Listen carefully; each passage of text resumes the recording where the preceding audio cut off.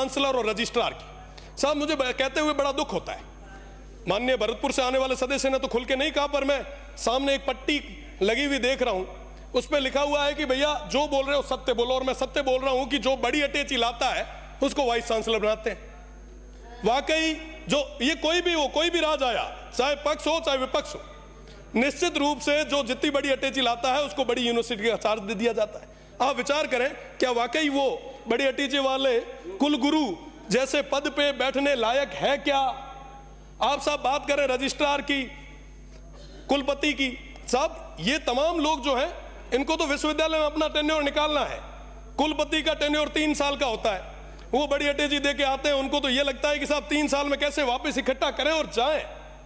साहब इस दौर में सबसे बड़ा नुकसान किसको हो रहा है? हमारे इस प्रदेश को हो रहा है, हमारी आने वाली पीढ़ी को हो रहा है। आखिर उसका गुनहगार कौन है? अगर हमारे युवाओं और हमारी इस शिक्षा नीति को पूरी तरीके से खत्म किया जा रहा है तो इसका गुनहगार कौन?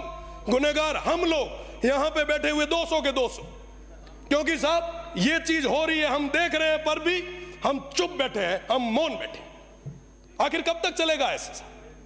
साहब इन यूनिवर्सिटीज को बचाएगा कौन? हमारी इस शिक्षा की जो नीति है, ये जो संस्थाएं हैं, इनको बचाएगा कौन? बचाने के लिए लोगों ने हमें भेजा यहाँ पे, और माननीय मंत्री जी बिना तो हाथा जोड़ी करे थोरो है कि साहब आप इस ओर देखें, वरना वाकई ये सिस्टम लैप्स हो जाएगा। साहब रजिस्ट्रार और वाइस चांसलर को कोई लेना देना नहीं है, वो ठोक ठोका के अपने घरों घर चले जाते हैं। वो बेचारे जो नीचे बैठे स्टाफ है वो दुख के आंसू रोते हैं। वो कहते हैं कि साहब हम हमारी व्यथा कहाँ है, किसके हम?